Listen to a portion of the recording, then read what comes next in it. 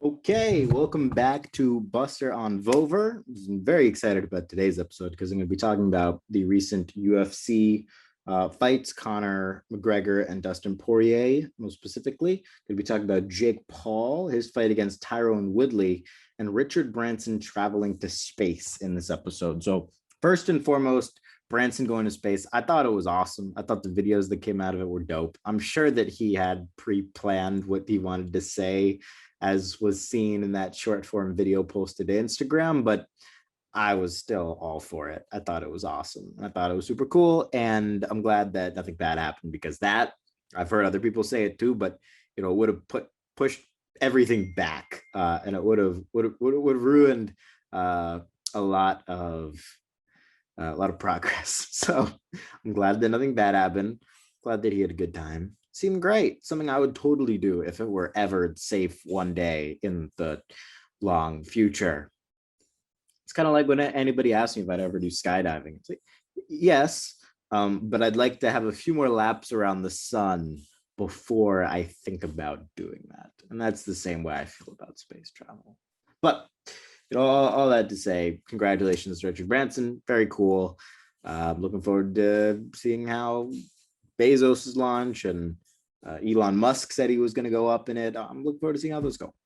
Hopefully great as well. Conor McGregor, Dustin Poirier. I'm a Conor fan, right? So it was difficult seeing him lose, but even more difficult seeing him go after, his Dustin's family and his wife. By the way, the Instagram DM thing, that's not a real thing. Sometimes it just shows up that way, where there's a message request to accept or decline when there is none. For those that don't know what I'm talking about, Conor McGregor posted a screenshot that said Dustin Poirier's wife was trying to DM him. She didn't send him anything. It just came up with an approve or decline message. I think that's an Instagram glitch, to my understanding, as somebody who spent years on the platform. And I've seen that multiple times. It's happened to me multiple times with random people and vice versa. So it's not a real thing. But just to see him stoop so low when he's such a great fighter, and I want to think person, was tough to see. On the flip side, congratulations to Dustin Poirier. Despite the injury, I thought he was going to win that fight. So kudos.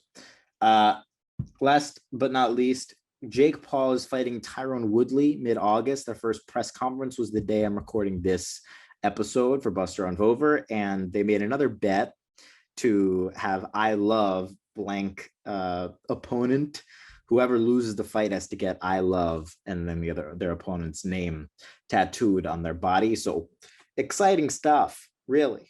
No, I think Jake gets a bad rap in terms of people thinking that, he is a kid or he's not serious about it. Or I think a lot of that is out the window after the last fight. But, from having spoken to Jake a few times, the dude is locked in and he's smart as hell. So I'm excited to see all that he does and all that he turns fighting into for him and for the betterment of fighters overall. I already see him trying to, open conversations and discussions about UFC, fighters getting paid more, because some of them are criminally underpaid, even some of the bigger fighters too. So I'm really a fan of Jake being in the fighting world. Not that my opinion matters. I'm just stating it anyways, but very, very cool.